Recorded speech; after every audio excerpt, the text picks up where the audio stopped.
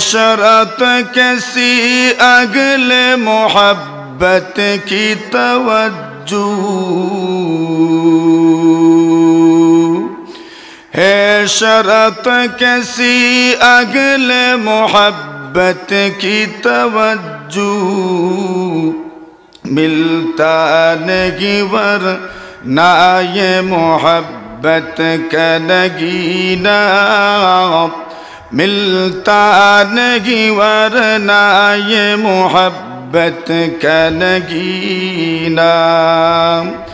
माना के मसाइब रहे इश्क में अख्तर, पर उनके करम से जो उतरता है सकीना, पर उनके करम से जो उतरता है सकीना। ला इलाहा इल्लल्लाह, जुर्शुर ला इलाहा इल्लल्लाह मुहम्मदुर रसूलुल्लाह।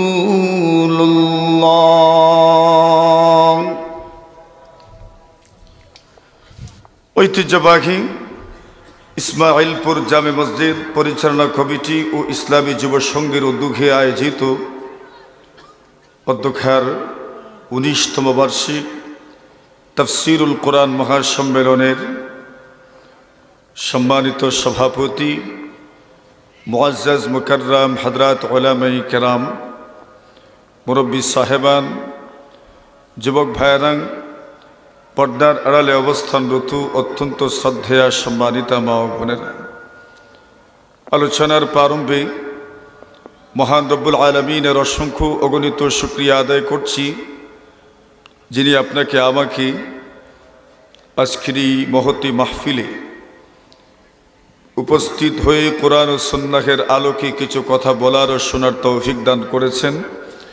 এজন্য আমরা প্রত্যেকেই আল্লাহ তাআলার শুকরিয়া আদায় করছি। আমরা সবাই পড়ি আলহামদুলিল্লাহ। গুরুত্বপূর্ণ আলোচনা হয়েছে। হযরত মাওলানা শামসুল ইসলাম অলিপুরি সাহেব হাফিজাহুল্লাহ গুরুত্বপূর্ণ আলোচনা পেশ করেছেন। আরও প্রাজ্ঞভিজ্ঞ আলোচক অত্যন্ত মনোমুগ্ধকর আলোচনা আপনাদের সামনে পেশ করেছেন। আমার পরেও আজকের এই মাহফিলের প্রধান অতিথি হযরত মাওলানা মুফতি মাহমুদুল হাসান গুনবী হাফিজাহুল্লাহ গুরুত্বপূর্ণ আলোচনা পেশ করবেন। মাঝখানে সামান্য সময় আপনাদেরকে নিয়ে আমি কিছু মুজাকারা করব।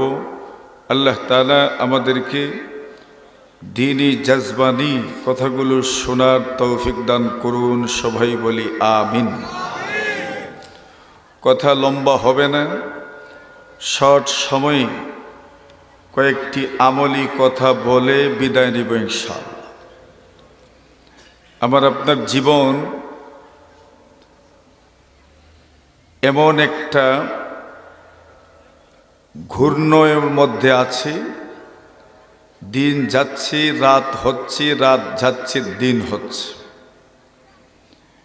হিসাব নিকাশ করার সুযোগ হয়ে উঠছে না।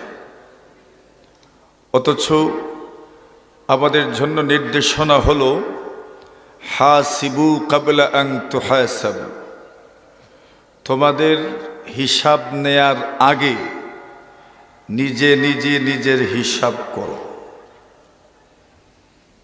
এটা আমাদের প্রতি নির্দেশনা। হিসাব আছে না? দেওয়া লাগবে না? দেওয়া লাগবে।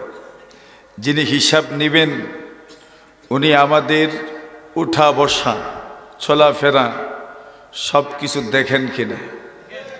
ফাঁকি দিতে পারবো তো? জোরে বলেন। কেন? উনি সব দেখেন। অডিট আসার আগে নিজে নিজের হিসাব করা দরকার। কেন?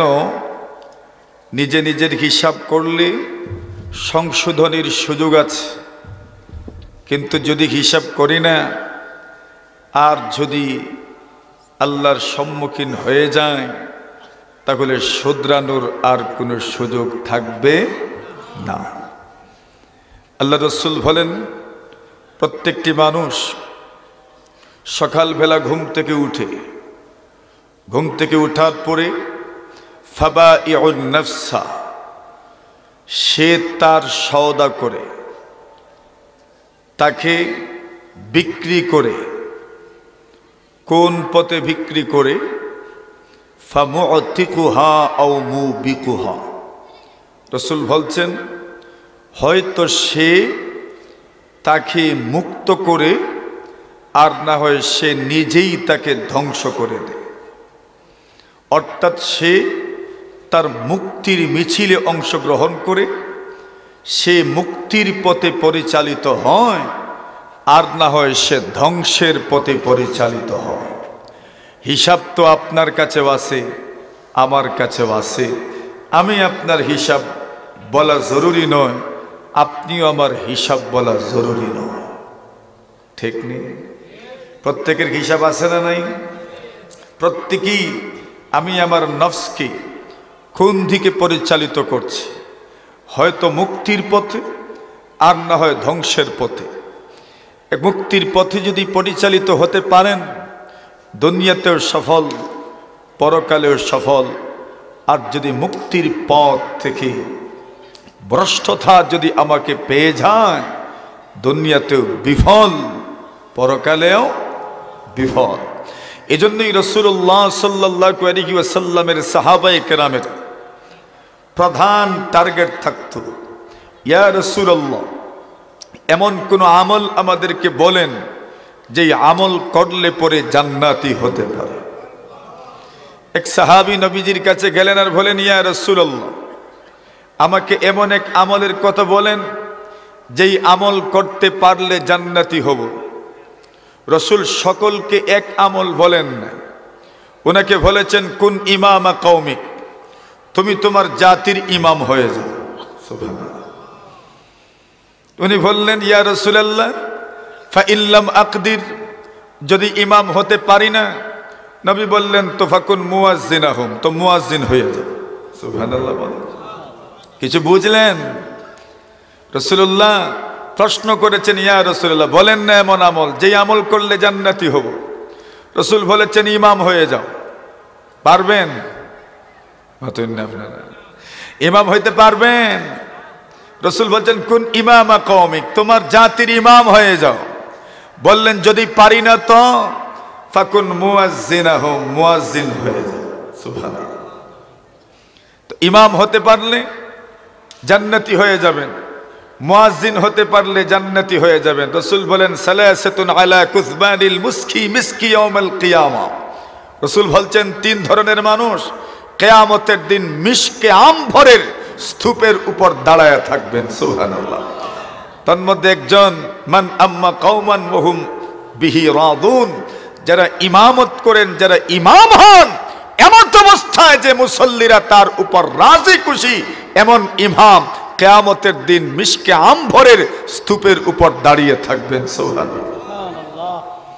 তাহলে আমল, এমন আমল যেই আমলে জান্নাতি হতে পারে। রাসূলুল্লাহ সাল্লাল্লাহু আলাইহি ওয়াসাল্লাম এখানে এক আমলের কথা বলছেন। আরেকজন বলেন, ইয়া রাসূলুল্লাহ, মান খায়রুন নাস, মানুষের মধ্যে উত্তম মানুষকে? আল্লাহ রাসূল বললেন, মান ইয়ানফাউন নাস, যে মানুষের উপকার করে। যে মানুষের কি করে?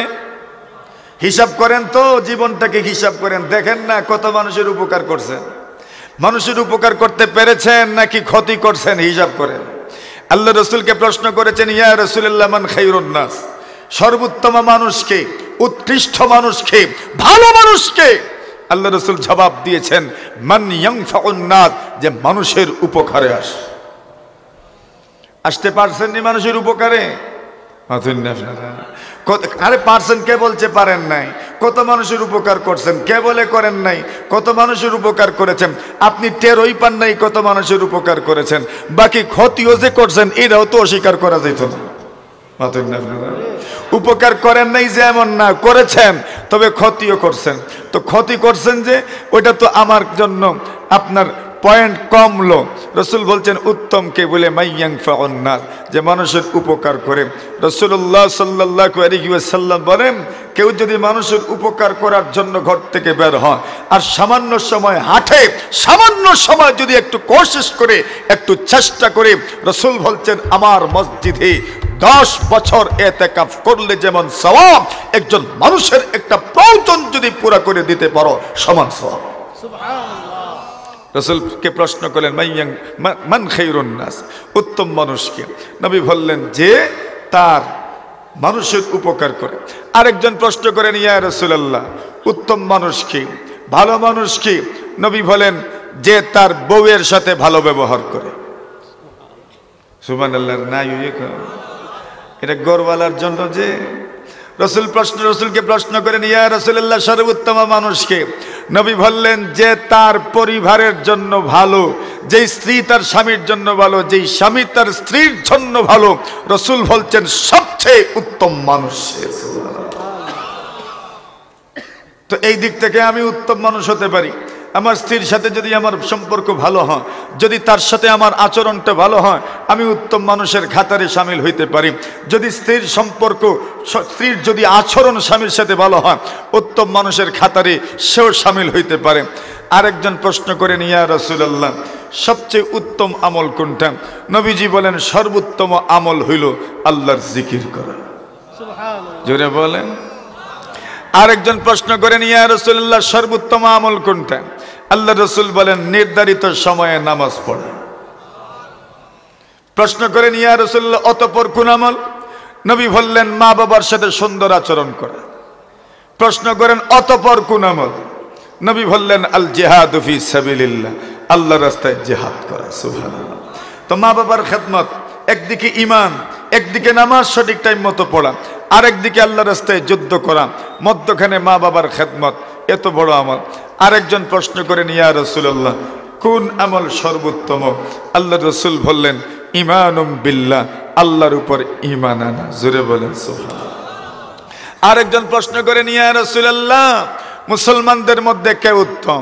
আমরা তো সবাই গ্রাম্য বিবাদে জড়াই, কার চেয়ে কে উত্তম, কার বংশ উত্তম, কার প্রফেশন ভালো, কার সম্পদ বেশি, উত্তম নির্ধারণ করি আমরা সম্পদ দিয়ে। উত্তম কে এটা নির্ধারণ করি তার সামাজিক ভ্যালু দিয়ে। কে উত্তম এটা আমরা নির্ণয় করি কি দিয়ে? তার সম্পদ দিয়ে। রসুলকে প্রশ্ন করা হয়, ইয়া রাসূলুল্লাহ আইয়ুল মুসলিমিনা খাইর, সর্বোত্তম মুসলমানকে? আল্লাহ রসুল বলছেন সর্বোত্তম মুসলমান হলো মান সালিমাল মুসলিমুনা মিন লিসানিহি ওয়া ইয়াদিহি, যেই মুসলমানের জবানের মাধ্যমে, হাতের মাধ্যমে, পায়ের মাধ্যমে অন্য কেউ আক্রান্ত হয় না, কষ্ট পায় না। রসুল বলছেন সর্বোত্তম মুসলমান সে। হিসাব করেন, সার্ভে করেন নিজেরে কোন ক্যাটাগরিতে পড়েন। আরেকজন প্রশ্ন করেন, ইয়া রাসূলুল্লাহ ইসলামের মধ্যে সর্বোত্তম আমল কোনটা? নবী বললেন তুতঈমুত তাআম, অসহায় অনাহারী মানুষকে খাবার খাওয়াও। ওয়া তাকরাউস সালাম আলা মান আরাফতা ওয়া মান লাম তারিফ, তুমি সালাম দিবা, তুমি সর্বোত্তম মুসলমান হয়ে যাবে। কি বোঝা গেল? সব আসেনি আমাদের মাঝে? কয়টা আছে কয়টা নাই হিসাব করেন। নবী কিন্তু অনেক কথা বলছেন, কে উত্তম, কে উত্তম, কোন আমল উত্তম। নবী এক এক আমলের কথা বলছেন, এক একজনের কথা বলছেন। এর অর্থ হলো আপনি যেই আমলটা করবেন এক এক দৃষ্টিতে সেই আমল হচ্ছে আপনাকে উৎকর্ষতার চূড়ান্ত পর্যায়ে নিয়ে যাওয়ার মতো আমল। আপনি কোন পর্যায়ে আছেন এটা আপনি হিসাব করতে পারবেন। রাসূল সাল্লাল্লাহু আলাইহি ওয়াসাল্লামের কথাগুলো শুনে আপনি আপনাকে চিনতে পারবেন। আর যেই ব্যক্তি নিজেকে চিনতে পারে তার চাইতে আকলমান, জ্ঞানী, বুদ্ধিমান, হুঁশিয়ার, চালাক কোনো মানুষ হতে পারে না, ঠিক না? সবচেয়ে চালাককে যে নিজেকে চিনতে পারে। আপনি আপনাকে চিনতে পেরেছেন, আপনি সবচেয়ে চালাক। আপনি আপনার পরিচয় পেয়েছেন, আপনি সর্বোত্তম, আপনি সবচেয়ে চালাক। তাহলে বোঝা গেল আমল ছাড়া কোনো বিকল্প, বলেন আমল ছাড়া কোনো বিকল্প নাই। এজন্য জীবনে কি করলেন? মানুষের জন্য কত কিছুই তো করেছেন, নিজের জন্য কি করেছেন বলেন? সবার কাছে যদি, আমার কাছে যদি আপনি আমাকে প্রশ্ন করেন, আমি আমার ব্যস্ততা আপনাকে এমনভাবে দেখাবো, আমি বলবো আমার এই ব্যস্ততা, এই ব্যস্ততা, এই ব্যস্ততা, এই ব্যস্ততা, এই ব্যস্ততা, কত কত কত কিছু বলবো। নিজের জন্য কি করেছি সেটা তো আবার হিসাব করা দরকার। শুধু মানুষের তরেই জীবনটা ঘাটায় দিলেন, নিজের আমল কি পরিমাণ করেছেন সেটাও তো আপনার হিসাব করা দরকার। কথা বলে ঠিক কিনা? তো ওইটাই আমার আজকের মূল কথা। আপনার জন্য আপনি কি করেছেন, আপনার আমলের, আপনার আখিরাতের জন্য আপনি কি ব্যবস্থা করেছেন, আপনার জীবনটা সুন্দর হওয়ার জন্য আপনি কি করেছেন, আপনার আখিরাত সুন্দর হওয়ার জন্য আপনি কি করেছেন, ওইটা আমার চিন্তার বিষয় কিনা, ওইটা আমাকে করতে হবে কিনা, সেই বিষয়টা আমাকে চিন্তা করা দরকার। রাসূলুল্লাহ সাল্লাল্লাহু আলাইহি ওয়াসাল্লাম এই জন্য বলেন, সকালবেলা যে ঘুম থেকে উঠো তুমি তোমাকে সওদা করো, কোন দিকে, হয়তো লসের পথে আর না হয় লাভের পথে। কথা বলেন ঠিক কিনা? এখন কোন পথে সওদা করছেন সেই কথাটা আমাদের চিন্তা করা দরকার। আসুন আমি মাত্র কয়েকটা আমলের কথা আপনাদেরকে বলবো, এরপরে আলোচনা সমাপ্ত হবে। কষ্ট হবে না তো ইনশাআল্লাহ? হ্যাঁ, আসেননি সবাই? কষ্ট হবে? কষ্ট হবে না? আল্লাহ তৌফিক দান করেন। রাসূল করিম সাল্লাল্লাহু আলাইহি ওয়াসাল্লামের সাহাবী, যিনি রাসূল সাল্লাল্লাহু আলাইহি ওয়াসাল্লামের খেদমত করেছেন, যে রাসূলের খেদমত করেছেন, এমন একজন মানুষ, খাদিমু রাসূলিল্লাহ, নবীজির খাদিম, নবীজির খেদমত করেছেন। এত বড় সৌভাগ্য, নবীর খেদমত করেছেন, এর চেয়ে বড় সৌভাগ্য আর কি হইতে পারে? আনাস ইবনে মালিক রাদিয়াল্লাহু তাআলা আনহু বলেন, আমি রাসূল সাল্লাল্লাহু আলাইহি ওয়াসাল্লামের খেদমত করেছি পুরা 10 বছর। কত বছর? 10 বছর। বলেন, আমি যখন ছোট ছিলাম আমার মা আমার আঙ্গুলে ধরে ধরে নবী আকরাম সাল্লাল্লাহু আলাইহি ওয়াসাল্লামের খেদমতে আমাকে নিয়ে গেলেন আর বললেন, ইয়া রাসূলুল্লাহ হাযা আনাস, ইনি হচ্ছেন আনাস, আপনার খেদমতের জন্য আমি দিয়ে গেলাম। সুবহানাল্লাহ। আনাস বলেন, ওই যে খেদমত শুরু করেছি, খেদমতের ওসিলায় দোয়াও পেয়েছি। আল্লাহ রাসূল আমার জন্য দোয়া করেছেন, আল্লাহ আমার আনাসের হায়াতে বরকত দান করো, আমার আনাসের সম্পদে বরকত দান করো, আমার আনাসের আল্লাহ মালে বরকত দান করো, আওলাদে বরকত দান করো, আল্লাহ তাকে জান্নাতওয়ালা বানায়ও, মাফ করে দিও। আনাস বলেন, 3টা দোয়া তো দুনিয়াতে কবুল হয়ে গেছে, আমি দেখেছি। আমি আশা করি মরণের পরে আল্লাহ আমাকে জান্নাতওয়ালা বানাবেন, সেই দোয়াও কবুল হবে। সুবহানাল্লাহ। এখন উনি রাসূল সাল্লাল্লাহু আলাইহি ওয়াসাল্লামের খেদমত করেছেন। আবু সাল্লাম রাহিমাহুল্লাহু তাআলা বলেন, কুন্না কুউদান ফি মসজিদে হিমস, আমরা হিমসের জামে মসজিদের মধ্যে বসা ছিলাম। হিমসের জামে মসজিদে বসা, মসজিদে কেন মানুষ বসে? নামাজ পড়ার জন্য বসে, অথবা নামাজের পরে বসে। কেউ যদি মসজিদের মধ্যে বসে আযান ইকামতের মধ্যখানে হাত তুলে যদি দোয়া করে, আল্লাহ তার দোয়া ফিরায়া দেন না। সুবহানাল্লাহ। জোরে বলেন।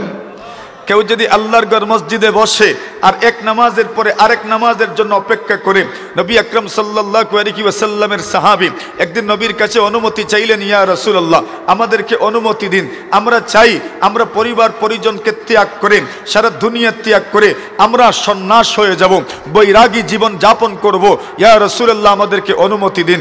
রাসূল বলেন, এটার অনুমতি নাই। তখন সাহাবায়ে কেরাম বলেন, ইয়া রাসূলুল্লাহ বনি ইসরাইলের মানুষ সন্ন্যাসী হয়ে যেত, বৈরাগী হয়ে যেত। আল্লাহর কত বান্দা এমন ছিলেন যারা 500 বছর একাধারে আল্লাহর ইবাদত করেছেন, 600 বছর আল্লাহর ইবাদত করেছেন, 700 বছর আল্লাহর ইবাদত করেছেন। আমাদের বয়স তো কম। আমার উম্মতি মা বাইনা 60 ইলা 70, আমার উম্মতের বয়স, গড়পড়তা বয়স, এভারেজ বয়স হইল 60 থেকে 70, এর চাইতে বেশি বয়স তো আমার উম্মতের না। আল্লাহ রাসূলকে বলেন, ইয়া রাসূলুল্লাহ এরা 500 বছরের ইবাদত করেছে, 600 বছরের ইবাদত করেছে, 700 বছরের ইবাদত করেছে, এত লম্বা সময় ইবাদত করলো, এদের সাথে আমরা কেমনে পেরে উঠবো? আল্লাহর রাসূল বলেন, এরা 500 বছর ইবাদত করেছে, 600 বছর ইবাদত করেছে, সন্ন্যাস হয়ে গেছে, বৈরাগী হয়ে গেছে, সব ত্যাগ করেছে, সমাজ ত্যাগ করেছে, সব ত্যাগ করে একমাত্র আল্লাহর ইবাদত করেছে। এরা যেই পরিমাণ সওয়াব পাবে, তোমরা যদি এক নামাজের পরে আরেক নামাজের জন্য আল্লাহর ঘর মসজিদে বসে অপেক্ষা করতে পারো, আল্লাহ তাআলা এতটুকু কুরবানির কারণে এদের সমান সওয়াব তোমাদেরকে দান করবেন। কম না বেশি? বলেন বলেন, কম না বেশি? তো মসজিদে বসতে সব আছে না নাই? এখনকার যুগে ঘড়ি, মোবাইলের ঘড়ি আমাদেরকে মসজিদ দিকে পিছায় রাখছে। আগে তো ঘড়ি ছিল না, টাইম জানতাম না, দ্রুত মসজিদে ঢুকতাম। এখন 5 মিনিট আগে বলি, আরে এখনো 5 মিনিট আছে, এখনো 5 মিনিট আছে, এখনো 5 মিনিট আছে, 1 মিনিট আগে মসজিদে ঢুকবো। কথা বলেন ঠিক না ঠিক? তাহলে ঘড়ি একদিকে আমাদেরকে পিছিয়ে রেখেছে, মসজিদে ঢোকার থেকে পিছিয়ে রেখেছে। ওইটা করলে হবে না, মসজিদে আগে ঢোকার জন্য চেষ্টা করতে হবে। রাজি আছেন ইনশাআল্লাহ? জোরে বলেন। এখন আসেন, আবু সাল্লাম বলেন আমরা তো মসজিদের মধ্যে বসা, এমন সময় দেখলাম মুসল্লিদের মধ্য থেকে একজন দাঁড়াইলেন, আল্লাহর বান্দার চেহারার দিকে তাকাইলাম, সুবহানাল্লাহ, এত সুন্দর চেহারা, চেহারার মধ্যে যেন নূরের ঝলক, এমন সুন্দর চেহারা, বুঝাই যাচ্ছে জান্নাতি চেহারা। কিছু মানুষ আসেনি এমন, জোরে বলেন, এদের চেহারা দেখলে কি মনে হয়? জান্নাতি চেহারা। আল্লাহর কিছু বান্দা বান্দি দুনিয়াতে আছে, এরা জান্নাতি মানুষ। রাসূল সাল্লাল্লাহু আলাইহি ওয়াসাল্লাম কতর ব্যাপারে বলেছেন, জান্নাতি মানুষ দেখতে চাও? জি ইয়া রাসূলুল্লাহ, জান্নাতি মানুষ দেখতে চাই। রাসূল বলেন ওই দিকে তাকাও না, ওই ব্যক্তিকে দেখো, সে জান্নাতি মানুষ। জোরে বলেন সুবহানাল্লাহ। এমন মানুষ আমাদের জমানায় আছে না নাই? চিনি না, আমিও চিনি না, আপনিও চিনেন না। চিনেন কারে? আমার মতো মানুষ আপনি চিনেন, যার ইলিমও নাই, আমলও নাই, আর আপনি মনে মনে ভাবেন সেই মনে হয় বড়। আরে এই দুনিয়াতে গ্রামে গঞ্জে কত যুবক, কত মুরব্বী, কত মহিলা, কত যুবক এমন আছে যেই যুবকরা জান্নাতি মানুষ। আরে আছে না নাই? কত মুরব্বী এমন আছে জান্নাতি মানুষ, যাদেরকে শুধু স্টেজে দেখেন, এরাই যে বুজুর্গ আর এরাই যে আল্লাহর ওলি। জীবনেও না, জীবনেও না, জীবনেও না, জীবনেও না। আল্লাহর কত ভান্ডারা এমন আছে মাদ্রাসায় পড়ায়, আল্লাহর কত ভান্ডারা এমন আছে মাদ্রাসায় পড়ে থাকে, ছাত্রদের পিছনে মেহনত করে, এরা আল্লাহর ওলি নিঃসন্দেহে। জুড়ে বলেন। আরে আমিও চিনি না, আপনিও চিনেন না, কেউই চিনে না এদেরকে। এদেরকে চিনবেন কেমনে? রাসূলুল্লাহ সাল্লাল্লাহু আলাইহি ওয়াসাল্লাম বলেন, বাস্তবে এদেরকে কেউ চিনে না।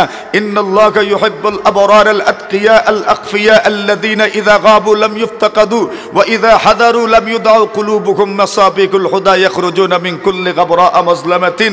রাসূলুল্লাহ সাল্লাল্লাহু আলাইহি ওয়াসাল্লাম বলেন, আল্লাহ তাআলা নীরবে নিভৃতে ইবাদতকারী কিছু বান্দাদেরকে পছন্দ করেন, যারা মুত্তাকি, যারা পরহেজগার। এদেরকে কেউ চিনে না, এদেরকে কেউ হাইলাইটস করে না, এদেরকে কেউ উপস্থাপন করে না। এরা অনুপস্থিত থাকলে এদেরকে কেউ খুঁজেও না, এদেরকে কেউ খুঁজে আনতেও চায় না। এরা উপস্থিত থাকলেও এদেরকে পেশ করা হয় না, উপস্থাপন করা হয় না, একবার মাইকে এদের নাম ঘোষণাও করা হয় না, অথচ এদেরকে কেউ চেনে না। রাসূলুল্লাহ বলেন, আরে এদের অন্তর কেমন জানো? কুলুবুকুম মাসাবিহুল হুদা। এদের অন্তর তো অন্তর নয়, এদের অন্তর যেন হিদায়াতের প্রজ্বলিত মশাল। সুবহানাল্লাহ, জোরে বলেন। এদের অন্তর অন্তর নয়, এদের অন্তর যেন হিদায়াতের প্রজ্বলিত মশাল। সুবহানাল্লাহি ওয়া বিহামদিহি। এই দুনিয়াতে আল্লাহর কত বান্দা বান্দি আছে, এদেরকে দুনিয়ার মানুষ চেনে না, দুনিয়াতে অখ্যাত, কিন্তু আল্লাহর কাছে এরা পরিচিত। জোরে বলেন। আসমানে কি পরিচিত, দুনিয়াতে অপরিচিত, আসমানে এরা পরিচিত। এমন মানুষ আছে না নাই? এদেরকে চেনা যায় না। বলছেন এই বুজুর্গ এমন হয়েছিলেন, ওনার চেহারাটা এমন, এত সুন্দর চেহারা, এত নুরানি চেহারা। সুবহানাল্লাহি ওয়া বিহামদিহি। চেহারার থেকে যেন নূর টপকে পড়ে। আল্লাহু আকবার। আল্লাহর বান্দা হঠাৎ করে মসজিদে দাঁড়াইলেন, বাকি লোকজন ওনার দিকে তাকায় আছে। এত সুন্দর টুপি, এত সুন্দর পাগড়ি, এত সুন্দর দাড়ি, এত সুন্দর চেহারা, এত সুন্দর চোখ, চেহারার থেকে যেন নূর টপকে পড়ছে। আল্লাহ রাসূল সাল্লাল্লাহু আলাইহি ওয়াসাল্লামের একজন সাহাবী প্রশ্ন করলেন, তোমরা কি ওই ব্যক্তিকে চিনতে পেরেছো? ওনারা বলেন, না না, চিনতে তো পারি নাই, ওনার পরিচয় আমাদের জানা নাই। উনি পরিচয় দিলেন, হাদা খাদামা রাসূলুল্লাহ সাল্লাল্লাহু আলাইহি ওয়াসাল্লাম। ইনি এমন একজন মানুষ যিনি সরাসরি রাসূলুল্লাহর খেদমত করেছেন। যিনি কি করেছেন? বলেন বলেন, কি করেছেন? খেদমত করেছেন। যে যার খেদমত করে সে তার খুব কাছের মানুষ হয়, সে তার খুব কাছের মানুষ হয়। ওনার থেকে অনেক কিছু জানা যায়, অনেক সিক্রেট বিষয় ওনার থেকে জানতে পারবেন, যা অন্যের কাছ থেকে জানবেন না। আবু সাল্লাম বলেন, যখন জানতে পেরেছি উনি রাসূলুল্লাহর খেদমত করেছেন, রাসূলুল্লাহর সেবা করেছেন, আমি আর দেরি করি নাই, সাথে সাথেই দাঁড়িয়ে গেলাম, আর দাঁড়িয়েই ওনাকে প্রশ্ন করলাম, হাদ্দিসনা বিমা সামি'তা মির রাসূলিল্লাহি সাল্লাল্লাহু আলাইহি ওয়াসাল্লাম লাম ইয়াতাদাওয়ালহুর রিজালু ফীমা বাইনাকুমা। নবী আলাইহিস সালাতু ওয়াস সালামের সাহাবীকে সম্বোধন করে বলেন, ওগো আল্লাহর রাসূলের সাহাবী, আপনি নাকি রাসূলুল্লাহর খেদমত করেছেন, আপনি নাকি রাসূলুল্লাহর সেবা করেছেন। তো রাসূলুল্লাহর খেদমত করেছেন, রাসূলুল্লাহর খুব কাছের মানুষ ছিলেন, রাসূলুল্লাহকে খুব কাছ থেকে দেখেছেন, রাসূলুল্লাহকে খুব নিকট থেকে আপনি দেখেছেন। অনেক গোপন বিষয়, অনেক সিক্রেট বিষয় আপনার জানা থাকবে, অন্য কারো জানা থাকবে না। মেহেরবানি করে আমাদেরকে এমন কিছু গোপন, এমন কিছু সিক্রেট বিষয় বর্ণনা করেন, যেইগুলো আপনি শুধু আমাদেরকে বর্ণনা করবেন, আর কেউ ইতিপূর্বে বর্ণনা করেন নাই। সুবহানাল্লাহ। কি অভিনব দাবি করছেন, অনুরোধ করছেন, এমন কিছু শোনান আমাদেরকে যা শুধু আপনি আমাদেরকে শোনাবেন, আর কেউ আমাদেরকে ইতিপূর্বে শোনান নাই। উনি চিন্তা করলেন এই দাবি আমি কেমনে পূরণ করব, এমন কিছু শোনাইতে বলছে যা ইতিপূর্বে কেউ বলেন নাই। আচ্ছা বলেন তো, এখানে যদি আমাকে বলা হয় এমন ওয়াজ করিয়েন যা ইতিপূর্বে আর কেউ করেন নাই, এখন আগে যারা ওয়াজ করছেন এরার ওয়াজ কি আমি শুনছি? জোরে কোন শুনছি না আমি এরার ওয়াজ, তো কেমনে বুঝবো এই ওয়াজ আগে কেউ করছে কিনা? আমি তো বুঝতেই পারবো না। উনি বলেন আরে রাসূলুল্লাহ এমন হাদিস তোমাদেরকে বর্ণনা করব যা ইতিপূর্বে কেউ বর্ণনা করেন নাই, ওইটা আমি তোমাদেরকে কেমনে বলবো? তবে হ্যাঁ আসো, এরপরেও আমি তোমাদেরকে ওই কথাগুলো বলছি। সুবহানাল্লাহ। উনি বলেন সামি'তু রাসূলুল্লাহ সাল্লাল্লাহু আলাইহি ওয়াসাল্লাম ইয়াকুল, আমি আল্লাহর হাবিবের জবান থেকে শুনেছি, আল্লাহ রাসূলকে আমি বলতে শুনেছি, আল্লাহ রাসূল সাল্লাল্লাহু আলাইহি ওয়াসাল্লাম বলেন মা মিন আবদিন মুসলিমিন ইয়াকুলু সালাসা মাররাত হিনা ইউসবিহু ওয়া ইউমসি, দুনিয়ার কোন মুমিন মুসলমান ইসমাইলপুরের হও আর মাতাবপুরের হও আর তুমি গাজীপুরের হও, যে কোনো জায়গার হও না কেন, রনচাপের হও আর তুমি মনু হাসপাতালের হও, আল্লাহ রাসূল সাল্লাল্লাহু আলাইহি ওয়াসাল্লাম বলেন মা মিন মুসলিমিন ইয়াকুলু সালাসা মাররাত, কোন মুসলমান পুরুষ হও নারী হও, যুবক হও যুবতী হও, বৃদ্ধ হও বৃদ্ধা হও, বুড়া হও বুড়ি হও, যেই হও না কেন, তুমি সুন্দর হও আর তুমি কালো হও, যে কোনো রঙের হও, তুমি যদি সকাল বেলা সন্ধ্যা বেলা এই দুইটা বেলা যদি তুমি তিনবার করে পড়তে পারো, কি পড়তে পারো? রাসূলুল্লাহ সাল্লাল্লাহু আলাইহি ওয়াসাল্লাম বলেন রাদিতু বিল্লাহি রাব্বাম ওয়া বিল ইসলামি দীনাম ওয়া বি মুহাম্মাদিন সাল্লাল্লাহু আলাইহি ওয়াসাল্লাম রাসূলান ওয়া নাবিয়্যা। যাদের মুখস্থ আছে আমার সাথে পড়িয়েন রাদিতু বিল্লাহি রাব্বাম ওয়া বিল ইসলামি দীনাম ওয়া বি মুহাম্মাদিন সাল্লাল্লাহু আলাইহি ওয়াসাল্লাম রাসূলান ওয়া নাবিয়্যা। মুখস্থ করতে কয় মিনিট লাগবে? কয় মিনিট লাগবে? কোন 5 মিনিট? 5 মিনিটই দিলাম, একদিন দিলাম, 2 দিন দিলাম, যতদিন পারো নিয়ে নাও। ইমাম সাহেবের কাছ থেকে শিখে নিয়ম। রাসূলুল্লাহ সাল্লাল্লাহু আলাইহি ওয়াসাল্লাম বলেন মা মিন আবদিন মুসলিমিন ইয়াকুলু সালাসা মাররাত হিনা ইউসবিহু ওয়া ইউমসি, সকাল বেলা 3 বার, সন্ধ্যা বেলা 3 বার যদি পড়তে পারে রাদিতু বিল্লাহি রাব্বাম ওয়া বিল ইসলামি দীনাম ওয়া বি মুহাম্মাদিন সাল্লাল্লাহু আলাইহি ওয়াসাল্লাম রাসূলান ওয়া নাবিয়্যা। ওই কথাটার অর্থটা তো আগে বুঝেন। আল্লাহ রাসূল সাল্লাল্লাহু আলাইহি ওয়াসাল্লাম বলেন কেউ যদি পড়তে পারে রাদিতু বিল্লাহি রাব্বাম, আমি আমার আল্লাহকে রব হিসেবে পেয়ে সন্তুষ্ট হয়ে গেলাম, ওয়া বিল ইসলামি দীনাম, ইসলামকে আমি ধর্ম হিসেবে পেয়ে সন্তুষ্ট হয়ে গেলাম, ওয়া বি মুহাম্মাদিন সাল্লাল্লাহু আলাইহি ওয়াসাল্লাম রাসূলান ওয়া নাবিয়্যা। মুহাম্মদ সাল্লাল্লাহু আলাইহি ওয়াসাল্লামকে রাসূল এবং নবী হিসেবে পেয়ে আমি সন্তুষ্ট হয়ে গেলাম। আল্লাহর পয়গম্বর বলেন কেউ যদি সকাল বেলা 3 বার পড়তে পারেন, সন্ধ্যা বেলা 3 বার পড়তে পারেন, আল্লাহর হাবিব বলেন ইল্লা কানা হাক্কান আলাল্লাহ আইয়ুরদিয়াহু ইয়াউমাল কিয়ামাহ। আল্লাহ রাসূল বলেন যদি কেউ সকাল বেলা 3 বার, সন্ধ্যা বেলা 3 বার পড়তে পারেন, আল্লাহ রাসূল বলেন তুমি কিয়ামতের ময়দানে আল্লাহর সামনে হাজির হইবা। আর সকালবেলা 3 বার, সন্ধ্যাবেলা 3 বার পড়ার কারণে কিয়ামতের কঠিন ময়দানে আল্লাহ পরওয়ারদিগারে আলম তোমাকে সন্তুষ্ট করে দিবেন। সুবহানাল্লাহ। আল্লাহ আপনাকে সন্তুষ্ট করবেন কিয়ামতের দিন। কি পড়লে? রাদিতু বিল্লাহি রাব্বা ওয়া বিল ইসলামি দীনান ওয়া বি মুহাম্মাদিন সাল্লাল্লাহু আলাইহি ওয়াসাল্লাম রাসূলান ওয়া নাবিয়্যা। সকালবেলা 3 বার, সন্ধ্যাবেলা 3 বার যদি পড়তে পারেন আল্লাহ তাআলা আপনাকে সন্তুষ্ট করে দিবেন কিয়ামতের দিন। এইবার আল্লাহ যে সন্তুষ্ট করবেন, আল্লাহর সন্তুষ্ট করার অর্থ কি? এই হাদিস সাঈদ ইবনুল মুসাইয়্যিব রাহিমাহুল্লাহু তাআলা আবু হুরায়রা রাদিয়াল্লাহু তাআলা থেকে বর্ণনা করেছেন। আবু হুরায়রাকে সাঈদ ইবনুল মুসাইয়্যিব প্রশ্ন করেন, ওগো নবীর সাহাবী আবু হুরায়রা, আল্লাহ যে মানুষকে সন্তুষ্ট করবেন এই সন্তুষ্ট করার অর্থ কি? আবু হুরায়রা রাদিয়াল্লাহু তাআলা বলেন আল্লাহ সন্তুষ্ট করবেন এই কথার অর্থ হইল আল্লাহ তাআলা তাদেরকে জান্নাতের মেহমান বানায় দেন। সুবহানাল্লাহ। জোরে বলেন কোন জায়গার মেহমান? কি পড়লে? মাশাআল্লাহ, বলেন বলেন বলেন। রাদিতু বিল্লাহি রাব্বান ওয়া বিল ইসলামি দীনান ওয়া মুহাম্মাদিন সাল্লাল্লাহু আলাইহি ওয়াসাল্লাম রাসূলান ওয়া নাবিয়্যা।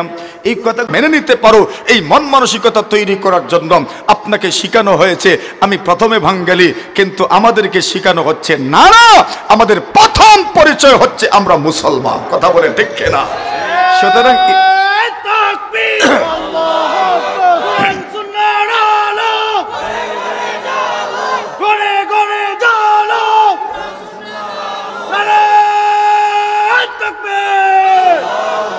বলেন আমরা প্রথমে মুসলমান।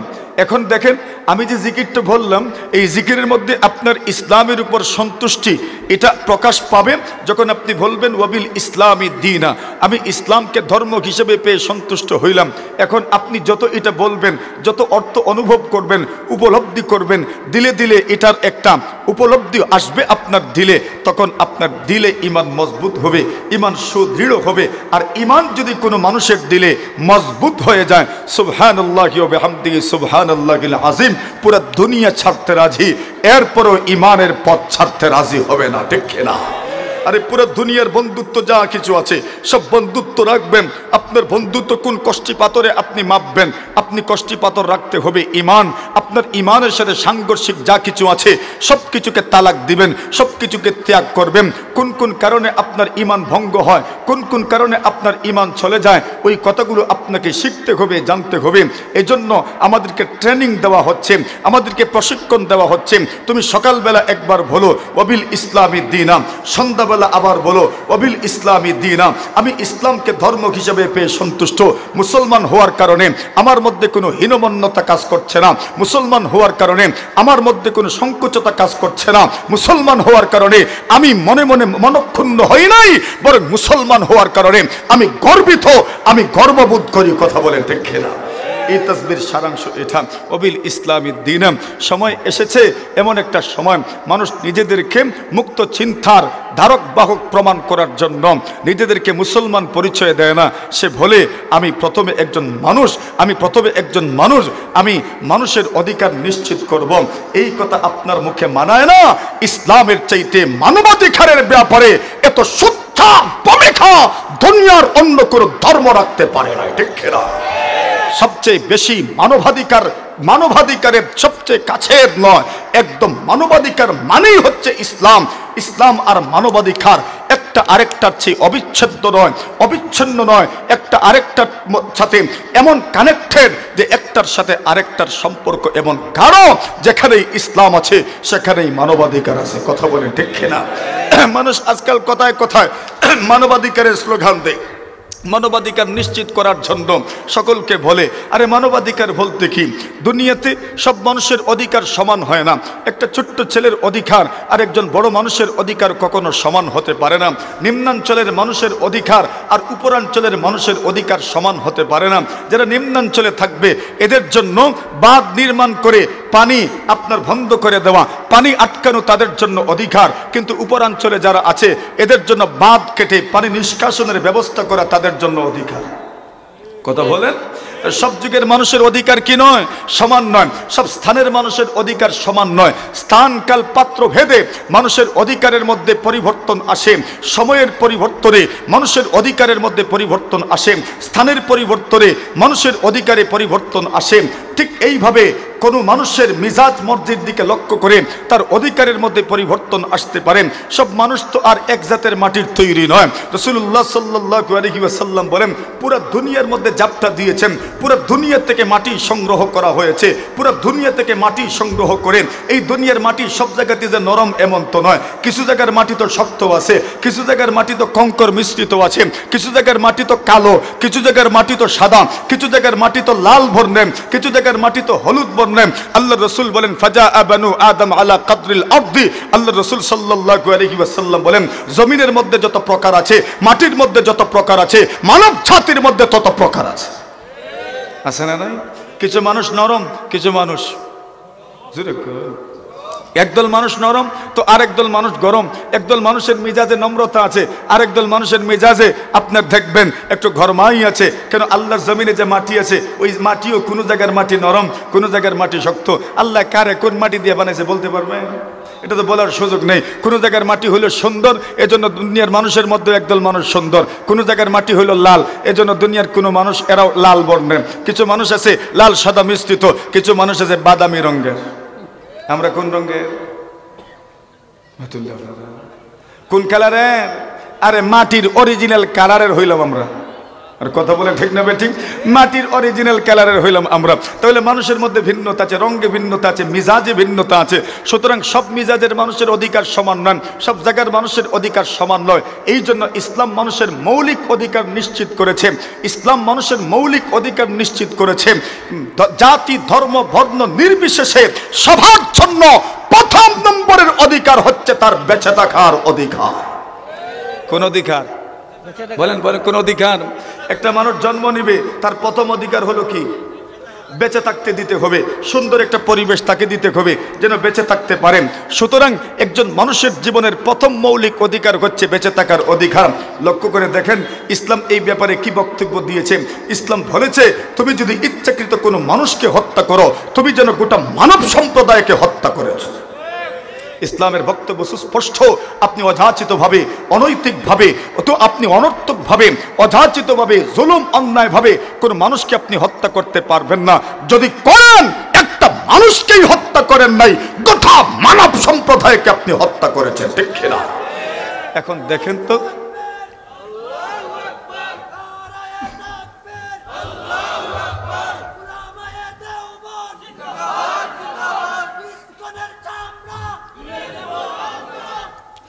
একজন মানুষকে হত্যা করা মানে গোটা মানব সম্প্রদায়কে হত্যা করা।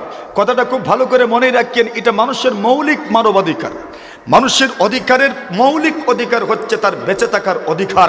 এখন বলেন পুরা দুনিয়াতে, বর্তমান দুনিয়াতে সবচেয়ে বেশি নির্যাতিত কারা? আর আসতে কোন মারছে কারা? ইহুদি খ্রিস্টানরা মারছে। ফিলিস্তিনে ইহুদিরা মুসলমানদেরকে মারছে, ছোট্ট শিশুকেও হত্যা করছে, হাসপাতালের অসুস্থ মানুষকেও হত্যা করছে, বৃদ্ধকেও হত্যা করছে, নারীকেও হত্যা করছে। রাসূলুল্লাহ সাল্লাল্লাহু আলাইহি ওয়াসাল্লামের নির্দেশনা তো এই ব্যাপারে অত্যন্ত সুস্পষ্ট। রাসূল সাল্লাল্লাহু আলাইহি ওয়াসাল্লাম নিষেধ করে দিয়েছেন, নাহা রাসূলুল্লাহ সাল্লাল্লাহু আলাইহি ওয়াসাল্লাম আন কাতলিন নিসাই ওয়াস সিবিয়ান। আল্লাহ রাসূল বলছেন যুদ্ধের ময়দানে পর্যন্ত মহিলাদেরকে হত্যা করবা না, শিশুদেরকে হত্যা করবা না। তাহলে একটা শিশু তার বেঁচে থাকার অধিকার, এটা তার মৌলিক অধিকার, এটাই তার প্রথম মানব অধিকার। কিন্তু বর্তমান দুনিয়াতে ফিলিস্তিন থেকে শুরু করে পুরা বিশ্বব্যাপী ইহুদি খ্রিস্টানদের মাধ্যমে পরিচালিত যত হত্যা যজ্ঞ পরিচালিত হচ্ছে, সেই হত্যাকাণ্ডে শিশুরা এরা মারা যাচ্ছে, শিশুদেরকে হত্যা করা হচ্ছে। পুরা দুনিয়াব্যাপী মানবাধিকার লঙ্ঘন করছে ইহুদি আর খ্রিস্টানরা, কিন্তু মানবাধিকার কর্মীদের কোনো বক্তব্য এই ব্যাপারে শোনা যায় না। এটা অত্যন্ত সুস্পষ্ট একটা কথা। পুরা দুনিয়াতে যত মানবাধিকার কর্মী আছে সব কয়টা হচ্ছে ইহুদি আর খ্রিস্টানদের চরম পর্যায়ের দালাল।